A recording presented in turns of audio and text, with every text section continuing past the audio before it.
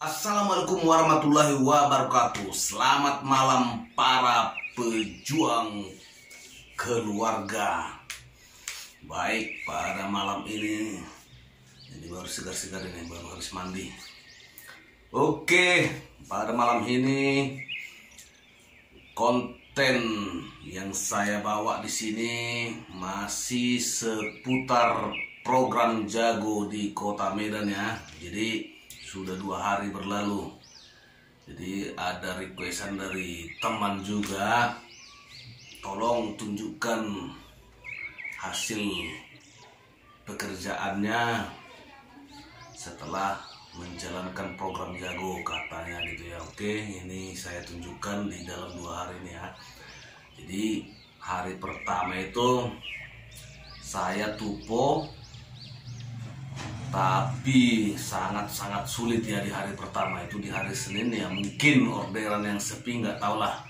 Jadi saya on beat dari jam 7 pagi dan bisa tuponya itu sekitar setengah 8 malam ya. Itu hanya 10 poin ya. Jadi karena dia gantung 8,5, jadi harus 10 poin dia baru tupo. Itu pun dapat programnya cuma 5.600. Oke, dan untuk hari ini berbeda. Tadi saya keluar jam 8 pagi dan jam 2 sudah selesai program Jagonya, jam 2 siang ya. Dari jam 8 pagi sampai jam 2. Memang agak cepat hari ini ya, biarpun tarikannya masih lumayan jauh, tapi masih dapatlah sekitar ini dia. Jadi itu untuk 2 hari ini untuk program Jagonya, dan semoga besok-besoknya semakin gacor lagi ya. Oke teman semua, bagi yang masih gagu akunnya tetap dilatih. Seperti yang saya bilang di video saya sebelumnya, mau tak mau kita harus jadikan akun kita itu menjadi prioritas di salah satu yang sekarang ini seperti GoFood, GoSend, GoRide gitu ya. Kalau tidak memang agak susah. Jadi kita di spot orang nongkrong itu selalu kalah kalau ada di dekat kita orang-orang yang prioritas begitu ya. Oke, tentang program Jago saya rasa itu ya, ini ada yang lebih harus menjadi perhatian kita, baik Gojek baik Grab ya, tentang masalah si kuning saat ini. Nah, ini ada selebaran ataupun order opik untuk mereka ini. Coba lihat ini. Coba saya sendiri merasa gimana gitu ya. Gojek sama Grab yang sudah senior di ojek online ini bisa sebegitu rendah perilakunya gitu ya. Perilaku untuk driver-driver Maxim sekarang ini dengan cara membuat order fiktif yang jaraknya itu tidak logika, tidak manusiawi. Untuk apalah kita membuli orang itu, menyakiti hati mereka. Oke, seperti di komen ini, mungkin driver-driver si kuning ini X daripada Grab atau Gojek, kita bikinlah buangan akun-akun yang sudah PM gitu ya. Justru kita harus simpati dengan mereka itu. Kenapa? Dengan tarif segitu, dengan tarif murah itu masih mau orang itu bekerja. Demi apa? Hanya demi menutupi kebutuhan hidupnya, anak bininya. Dalam hati ya, saya sudah cerita-cerita sama driver Maxim, sama driver yang lain juga di lapangan sana, di jalanan sana ya. Bukan kemauan mereka. Coba bayangin, dapat satu hari 10 orderan itu cuma dapat 50.000 ya, 50.000. Sungguh jauh penghasilannya daripada Gojek atau Grab. Ini bukan suatu kemajuan teman-teman. Masa kita Anda yang sudah senior, yang sudah lebih duluan menjalankan aplikasi online, tiba-tiba datang aplikasi lain, sibuk kita merasa tersaingi, itu sudah tidak masuk akal gitu ya. Yang kita salahkan di sini bukan para driver.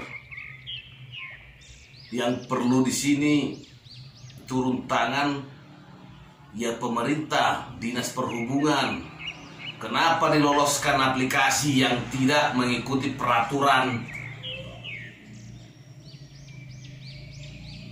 Itu teman. Jadi bukan driver yang kita sakiti di sini. Ini urusan orang-orang besar di Gojek sana. Yang harusnya komplain, yang harusnya protes itu aplikator, bukan kita para driver. Kita para driver ini sebagai apa? Kita hanya bekerja untuk mencari makan, mencari nafkah. Kenapa harus kita sakiti hati mereka? Kenapa kita harus takut tersaingi sama mereka? Stop teman-teman, mulai saat ini stop buat order fiktif kepada aplikator lain ya. Kita jalankan aja aplikasi kita sebaik mungkin, kita latih aplikasi kita sebaik mungkin supaya akun kita gacor, supaya akun kita itu bisa menghasilkan. Jangan kita sibuk dengki melihat orang lain. Kapan kita majunya kalau kita hanya iri, dengki, sakit hati, cemburu? Memang orderan Gojek ini saat ini memang sepi. Pertama-tama bukan karena si kuning itu aja.